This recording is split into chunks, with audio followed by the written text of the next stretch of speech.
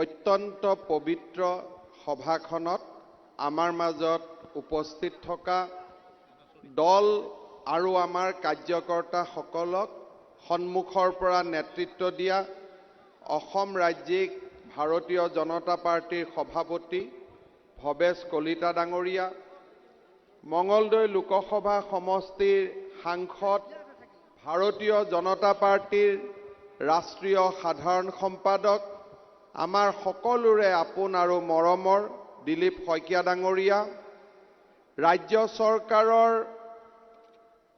ৰূপান্তৰ আয়োগৰ উপাধ্যক্ষ আৰু দৰং আৰু মঙলদৈ লোকসভা সমষ্টিৰ প্ৰাক্তন সাংসদ আমাৰ দলৰ জ্যেষ্ঠ নেতা ৰমেন ডেকা ডাঙৰীয়া, দৰং জিলাৰ অভিভাৱক মন্ত্ৰী চন্দ্ৰমোহন পাটোৱাৰী ডাঙৰীয়া, চিপাঝাৰ সমষ্টিৰ সন্মানীয় বিধায়ক পৰমানন্দ ৰাজবংশী ডাঙৰীয়া, অসম ৰাজ্যিক মীন উন্নয়ন নিগমৰ সভাপতি অধ্যক্ষ গুৰুজ্যোতি দাস ডাঙৰীয়া, আমাৰ জিলা সভাপতি অমৰেন্দ্ৰ শৰ্মা ডাঙৰীয়া, প্ৰাক্তন মন্ত্ৰী দৰং জিলাৰ প্ৰভাৰী ৰেখাৰাণী দাসবড়ো ডাঙৰীয়ানী, সহপ্ৰভাৰী জুৰি শৰ্মা বৰদলৈ ডাঙৰীয়া, আমাৰ দৰং বিজেপিৰ সাধাৰণ সম্পাদক মন্টু ডেকা আৰু অমূল্য দাস ডাঙৰীয়া প্ৰমুখ্যে নীলিমা বাইদেউকে আদি কৰি এই সভাত আৰু মঞ্চত উপবিষ্ট ভাৰতীয় জনতা পাৰ্টিৰ কাৰ্যকৰ্তাসকল, আইমাতৃসকল আৰু যুৱক যুৱতী বন্ধু বান্ধৱীসকল, আজিৰ দিনটো দৰং জিলাৰ ভাৰতীয় জনতা পাৰ্টিৰ কাৰ্যকৰ্তাসকলৰ বাবে এটা অতি আনন্দৰ আৰু পবিত্ৰ দিন।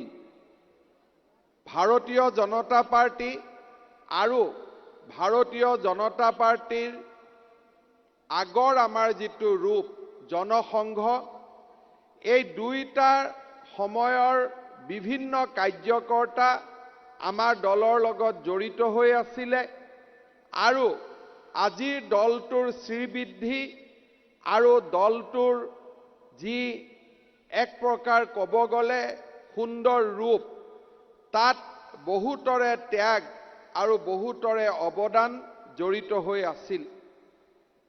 কেইটামান দিন আগতে বঙাইগাঁৱত আমাৰ এটা জিলা কাৰ্যালয় উদ্বোধন হৈছিল আৰু গুৱাহাটীতো কেইটামান দিন আগত আমাৰ প্ৰাগজ্যোতিষ IT অডিটৰিয়ামত এখন দলৰ সাংগঠনিক সভা অনুষ্ঠিত হৈছিল। এই সভাত মই তিনিটা শব্দ কৈছিলোঁ। এটা দল যদি ৰাজনৈতিক দল মানুহৰ মাজত থাকিব লাগে, মানুহৰ বাবে কাম কৰিব লাগে, আমাক তিনিটা কৰ অতিকে প্ৰয়োজন। প্ৰথম হ'ল কাৰ্যকৰ্তা। কাৰ্যকৰ্তাৰ পিছত আমাক লাগিব কাৰ্যালয় আৰু কাৰ্যালয়ৰ পিছত আমাক লাগিব কোষ। অৰ্থাৎ তিনিটা ক যেতিয়া আমাৰ লগত থাকে, তেতিয়াই আমি অপ্ৰতিদ্বন্দ্বী হৈ উঠো। ৰাইজৰ মাজত আমাৰ চিনাকি, ৰাইজৰ মাজত পৰিচয়, ৰাইজৰ মাজত অস্তিত্ব স্থায়ী হৈ উঠে। কাৰ্যকৰ্তা নিৰ্মাণৰ কাম আজি বহু বছৰ আগতে আৰম্ভ হৈছিল। ডক্টৰ শ্যামাপ্ৰসাদ মুখাৰ্জী, দীনদয়াল উপাধ্যায়ে যেতিয়া জনসংঘ আৰম্ভ কৰিছিল, অসমতো জনসংঘৰ সংগঠন বৃদ্ধি পাইছিল আৰু জনসংঘৰ দিনৰ পৰা কাৰ্যকৰ্তা নিৰ্মাণৰ এক মহান যজ্ঞ আমাৰ অসমত নিৰবিচ্ছিন্নভাৱে চলি আছে। আজি ভাৰতীয় জনতা পাৰ্টি ৪৫ লাখ আমাৰ কাৰ্যকৰ্তাৰে এটা অসম আৰু ভাৰতৰ ৰাজনীতিত এটা শক্তিশালী পৰিচয়েৰে আজি আমি সমৃদ্ধ হৈ উঠিছোঁ। ভাৰতীয় জনতা পাৰ্টিৰ অসমৰ যি সংগঠন, সেই সংগঠন লাহে লাহে মধ্যপ্ৰদেশ, গুজৰাট আদিৰ দৰে আমি আমাৰ যিবিলাক পুৰণা ৰাজ্য, তেওঁলোকৰ লগত আমি লাহে লাহে সাংগঠনিক প্ৰতিযোগিতাত আগবাঢ়িছোঁ।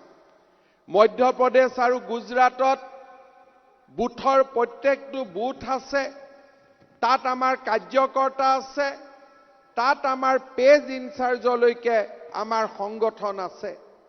যোৱা কেইটামান বছৰত, বিশেষকৈ যোৱা 5 বছৰত অসমতো ভাৰতীয় জনতা পাৰ্টি প্ৰত্যেকটো বুথলৈকে গৈছে। বুথৰ পিছত আমি প্ৰত্যেকটো পৃষ্ঠালৈকে যাব পাৰিছো। দলৰ মৰ্চাবিলাক শক্তিশালী হৈছে আৰু মৰ্চাবিলাকেও বুথ বাহিনী গঠন কৰি বৰ্তমান অসমৰ প্ৰায়বিলাক বুথত গৈ উপস্থিত হ'ব পাৰিছে। দলৰ সক্ৰিয় সদস্য সংখ্যা দ্ৰুতগতিত বৃদ্ধি পাইছে। আজি ক'ব গ'লে কাৰ্যকৰ্তাই আমাৰ দলৰ সংগঠনক শক্তিশালী কৰিছে আৰু যিকোনো ৰাজনৈতিক দলতকৈ আজি আমি এটা শ্ৰেষ্ঠতম ৰাজনৈতিক দলত পৰিগণিত হৈছোঁ। আপোনালোকে যদি চাই, বাতৰি কাকতসমূহ যদি পঢ়ে, আগতে মানুহে কৰিছিলে এণ্টি কংগ্ৰেছ ফ্ৰণ্ট, অৰ্থাৎ কংগ্ৰেছ শক্তিশালী, কংগ্ৰেছক আমি হৰুৱাব নোৱাৰো, গতিকে আমি সকলোৱে লগ লাগিব লাগিব। এইটো আছিল ৰাজনৈতিক ধাৰা। 5-6 বছৰৰ ভিতৰত আমি তাক পৰিৱৰ্তন কৰিলোঁ। এতিয়া মানুহে কয় এণ্টি বিজেপি ফ্ৰণ্ট, তাৰ মানে বিজেপিক হৰুৱাবৰ কাৰণে আমি গোটেইবোৰ লগ লাগিব লাগিব। আজি 100 বছৰ পুৰণা দল এটাৰ যি ৰাজনৈতিক ইতিহাসত যি প্ৰতিচ্ছবি আছিল, তাক আজি আমি পৰিৱৰ্তন কৰি আমি মাত্ৰ কেইটামান বছৰৰ ভিতৰত বিজেপিয়ে কংগ্ৰেছ দলক পিছ পেলাই, বহুদূৰ পিছ পেলাই আমি বহুদূৰ আগবাঢ়ি যাবলৈ সক্ষম হলো। যোৱা নিৰ্বাচনত প্ৰথমবাৰৰ কাৰণে আমি একেৰাহে দুবাৰ কৰি অসমত চৰকাৰ গঠন কৰিবলৈ সক্ষম হলো। পৌৰ নিগম, পৌৰ নিকায়, গাঁও পঞ্চায়ত, সমবায় সমিতি, য'তে নিৰ্বাচন হৈছে তাতে আজি ভাৰতীয় জনতা পাৰ্টিৰ জয়ধ্বজা আজি অসমত গৌৰৱেৰে সৈতে উৰিব ধৰিছে। আৰু এই কামৰ মূল কি? এই কামৰ মূল আছিলে কাৰ্যকৰ্তা নিৰ্মাণৰ যজ্ঞ। এই কাৰ্যকৰ্তা নিৰ্মাণৰ যজ্ঞত আজি আমি সফল হোৱা বাবে ভাৰতীয় জনতা পাৰ্টি আজি এটা শ্ৰেষ্ঠতম ৰাজনৈতিক সংগঠন ৰূপে পৰিচয় হৈছে। আজি এয়া বহুত নতুন কথা নহয়। আমাৰ যেতিয়া ৰাষ্ট্ৰীয় সভাপতি দায়িত্ব অমিত শ্বাহ ডাঙৰীয়াই লৈছিল, তেওঁ তেতিয়া কৈছিল যে বিজেপি পূবৰ ফালে বিকাশ হ'ব লাগে, উত্তৰ পূৰ্বৰ ফালে বিকাশ হ'ব লাগে, দাক্ষিণাত্যৰ ফালে বিকাশ হ'ব লাগে। আজি আমি উত্তৰ পূৰ্বত বিজেপি অকল বিকাশ হোৱাই নহয়, অৰুণাচলত চৰকাৰ দ্বিতীয়বাৰৰ বাবে আহিলে, অসমত চৰকাৰ দ্বিতীয়বাৰৰ বাবে আহিলে, এইবাৰ মণিপুৰতো আমাৰ চৰকাৰ দ্বিতীয়বাৰৰ বাবে আহিব। অৰ্থাৎ বিজেপি জিকা কোনো দুৰ্ঘটনা নাছিল। বিজেপি জিকাটো এক ৰাজনৈতিক ক্ৰমবিকাশ, কাৰণ বিজেপিক আজি অসম আৰু উত্তৰ পূৰ্বৰ জনতাই আঁকোৱালি লৈছে। কাৰ্যকৰ্তা নিৰ্মাণৰ পৰৱৰ্তী পথটো কি আছিল? পৰৱৰ্তী ৰাস্তা হৈছে যে আমাক কাৰ্যালয় লাগিব। কংগ্ৰেছ দলৰ যি পৰম্পৰা আছিল, সেই পৰম্পৰাক আমি বিৰোধিতা কৰোঁ। আপোনালোকে যদি চাই, পণ্ডিত দীনদয়াল উপাধ্যায়, শ্যামা প্ৰসাদ মুখাৰ্জী আৰু আজিও আমাৰ দলৰ যি জ্যেষ্ঠ কাৰ্যকৰ্তা, তেওঁলোকক যদি আপোনালোকে সোধে যে হোটেলত থাকিব নে পাৰ্টি কাৰ্যালয়ত থাকিব, পোনে পোনে তেওঁলোকে ক'ব পাৰ্টি কাৰ্যালয়ত থাকিম।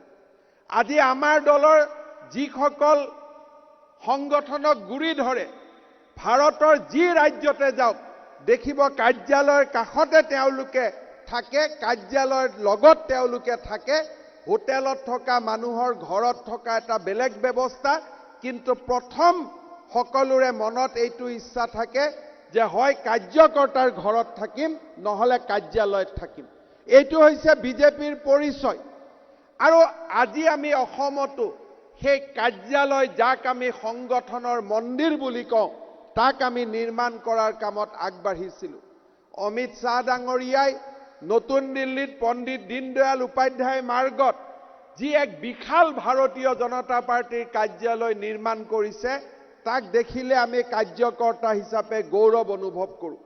প্ৰধানমন্ত্ৰী নৰেন্দ্ৰ মোদী ডাঙৰীয়াই ভাৰতৰ প্ৰধানমন্ত্ৰীৰ দায়িত্ব লোৱাৰ পিছত সুদূৰ ভাৰতৰ প্ৰতিটো কোণতে ভাৰতীয় জনতা পাৰ্টিৰ প্ৰতি যি আস্থা আৰু বিশ্বাস বাঢ়িছে, সেই আস্থা আৰু বিশ্বাসক কাৰ্যালয় আৰু কাৰ্যকৰ্তাই আজি প্ৰতিনিধিত্ব কৰিছে।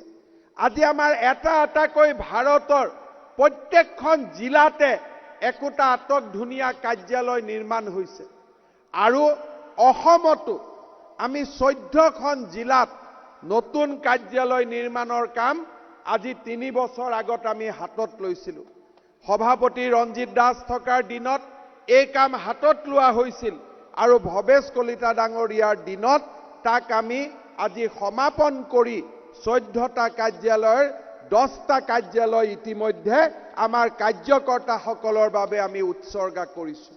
এই ক্ৰমত আজি দৰং জিলা সংযোজিত হ'ল। 7,000 স্কুৱেৰ ফিটৰ এটা সুন্দৰ কাৰ্যালয়, চালে চকুত লোৱা, দেখিলে গৌৰৱ অনুভৱ হোৱা আজি ভাৰতীয় জনতা পাৰ্টিৰ বিজয় ধ্বজা পুনৰ এবাৰ দৰং জিলাত গৌৰৱেৰে সৈতে কাৰ্যালয়ৰ জৰিয়তে উৰিব ধৰিছে। মই দৰং জিলাৰ সভাপতি অমৰেন্দ্ৰ শৰ্মা আৰু ৰাজ্যিক বিজেপিৰ সভাপতি ভৱেশ কলিতা আৰু আমাৰ সাংসদ দিলীপ শইকীয়াক আজিৰ এই পবিত্ৰ মুহূৰ্তত অভিনন্দন জনাইছোঁ আৰু সমূহ দৰং জিলাৰ কাৰ্যকৰ্তাক অভিনন্দন জনাইছোঁ। এই কাৰ্যালয়ৰ পৰা এটা পৰিচয় হৈ গ'ল যে এতিয়া বিজেপিৰ কাৰ্যালয় ক'ত, এই স্থানত বিজেপিৰ কাৰ্যালয়। ইয়াত ৰাতি থকাৰো ব্যৱস্থা আছে, কোনোবা আহিলে ৰাতি আমি থাকিব পাৰিম। আৰু এতিয়া কংগ্ৰেছৰ দৰে কোনোবা ব্যক্তিৰ ঘৰত সিদ্ধান্ত নহ'ব, দলৰ সিদ্ধান্ত দলৰ কাৰ্যালয়ত হ'ব। এইটোৱে হৈছে আমাৰ দলৰ চিনাকি। এতিয়া আমি লাহেকৈ তৃতীয় পৰ্যায়ত খোজ দিব ওলাইছোঁ।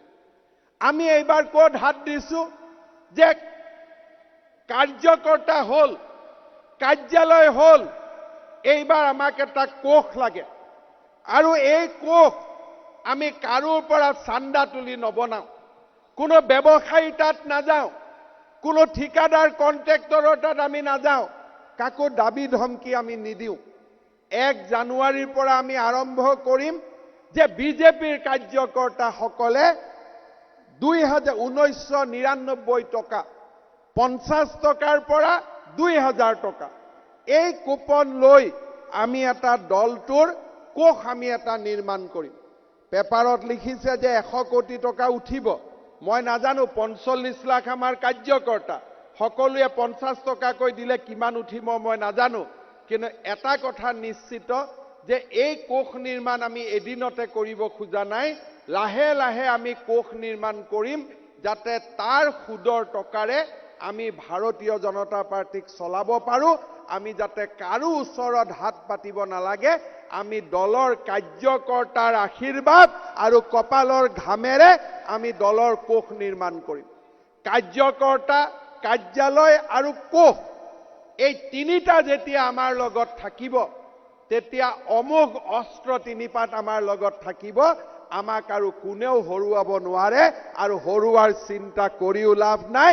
বিজেপি থাকিব, একাত্ম মানৱতাবাদ গঢ়িব, অন্ত্যোদয়ৰ আদৰ্শৰে দুখীয়া দৰিদ্ৰজনৰ মুখত বিজেপিয়ে হাঁহি বিৰিঙাব।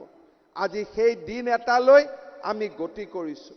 ভাৰতীয় জনতা পাৰ্টিৰ এই যিটো ভব্য আৰু গৌৰৱান্বিত যিটো দিন, সেই দিনটো দেখিলে আমাৰ মনটো গৌৰৱেৰে উফন্দি উঠে।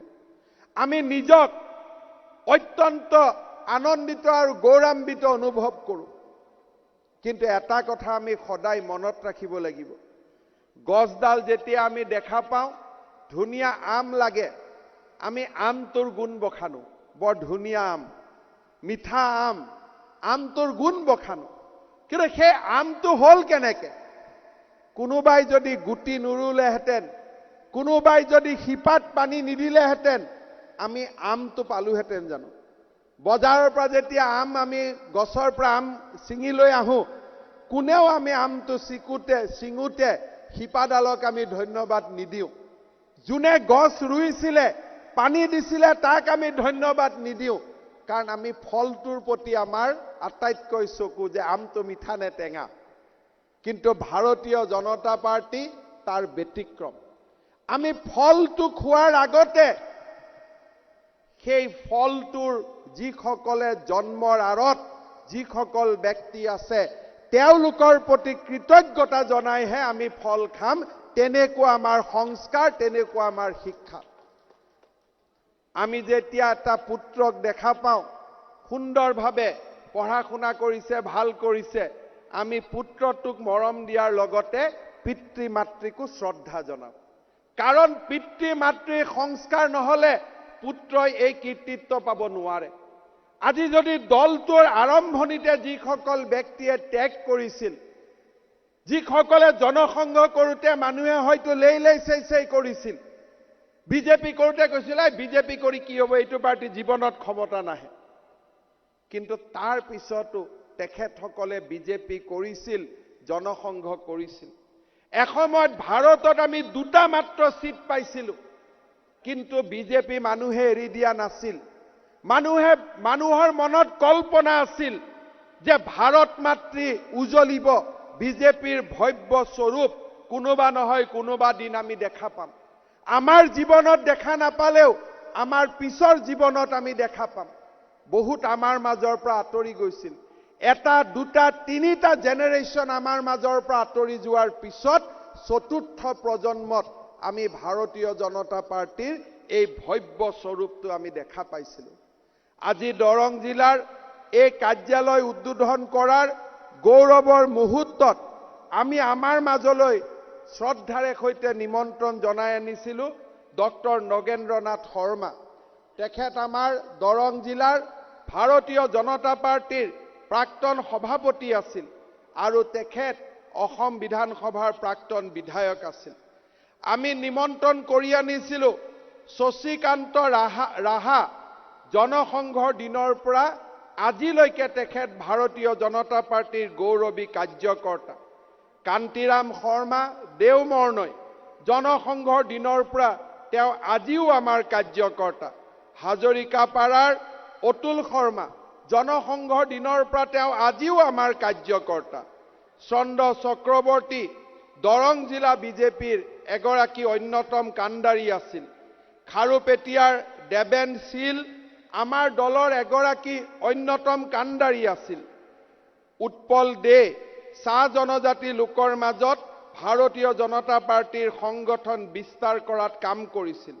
হৰনাথ শইকীয়া তেওঁ দলৰ অতি পুৰণি কাৰ্যকৰ্তা লোকেশ্বৰ নাথ আমাৰ দলৰ কাৰ্যকৰ্তাৰ উপৰিও ইতিহাস সংকলন সমিতিৰ সৈতে জড়িত হৰিৰাম চহৰীয়া এগৰাকী জ্যেষ্ঠ কাৰ্যকৰ্তা নাৰায়ণ চহৰীয়া এগৰাকী আমাৰ জ্যেষ্ঠ কাৰ্যকৰ্তা ৰমণীকান্ত চহৰীয়া আমাৰ জিলাৰ প্ৰাক্তন সভাপতি তৰুণ ভৰালী আমাৰ দলৰ এগৰাকী পুৰণি কাৰ্যকৰ্তা হীৰেন ডেকা দলৰ পুৰণি কাৰ্যকৰ্তা গৌতম সেন খাৰুপেটিয়া ৰোহিণী চৰকাৰ বৰজাৰ আৰু যোগেশ্বৰ শৰ্মা বুনমজা এই গোটেই কেইজন আছিল আমাৰ দলৰ সেই কাণ্ডাৰী আৰু এই গোটেই বিলাকৰ লগত আছিল প্ৰাক্তন সাংসদ ৰমেন ডেকা ডাঙৰীয়া তেওঁ দলৰ ৰাজ্যিক সভাপতি আছিল দলটোৰ নেতৃত্ব দিছিল সন্মুখৰ পৰা এইসকল ব্যক্তি আছিল আমাৰ শিপা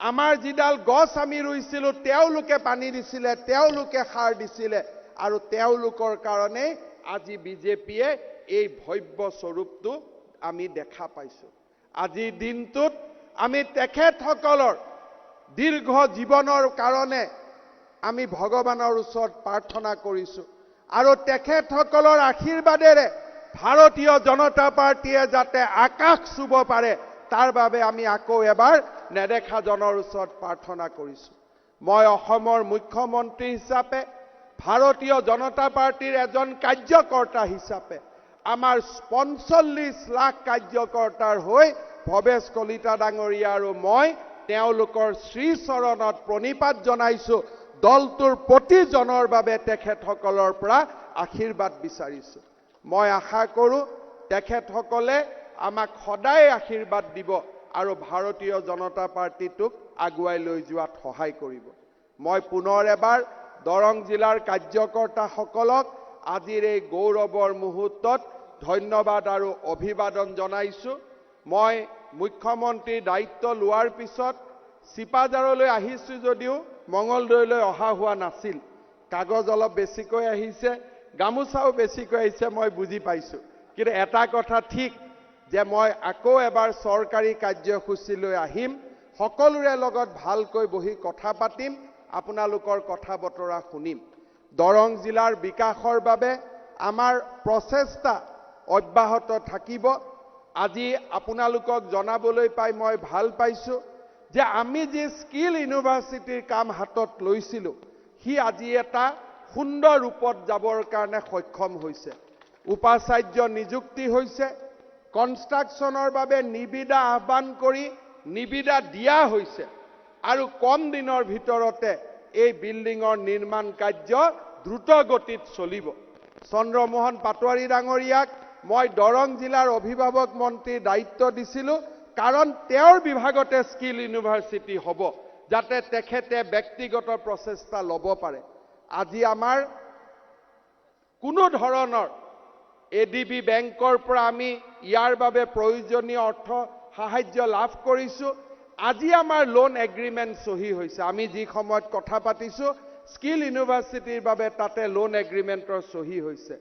আৰু স্কিলৰ আটাইতকৈ যি বেছ কোৰ্চ আছে, দেশত আটাইতকৈ যি ভাল ব্যৱস্থা আছে, আৰু ছিংগাপুৰত যি আটাইতকৈ ভাল ব্যৱস্থা আছে, সকলোৰে চিনাৰ্জিৰে অহা 2 বছৰ 2.5 বছৰৰ ভিতৰত দৰং জিলাত ভাৰতৰ ভিতৰতে অপূৰ্ব স্কিল ইউনিভাৰ্চিটি গঢ় লৈ উঠিব। দৰং জিলাত আমি আৰু বহুতো আঁচনি ল'ব খোজো। সমস্যা হৈছে ইয়াত মাটি পোৱা খুব সমস্যা, মাটি পোৱা নাযায়।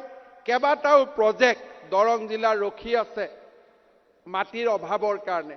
মই দিলীপ শইকীয়া ডাঙৰীয়াক অনুৰোধ কৰিম যে দৰং জিলাৰ যদি আমাক বিকাশ লাগে 200-300 বিঘাৰ মাটিৰ এটা সুন্দৰ প্লট এটা আমি বিচাৰি উলিয়াব লাগে, যাতে ইঞ্জিনিয়াৰিং মেডিকেল আমি এফালৰ পৰা তাত পাতি যাব পাৰোঁ।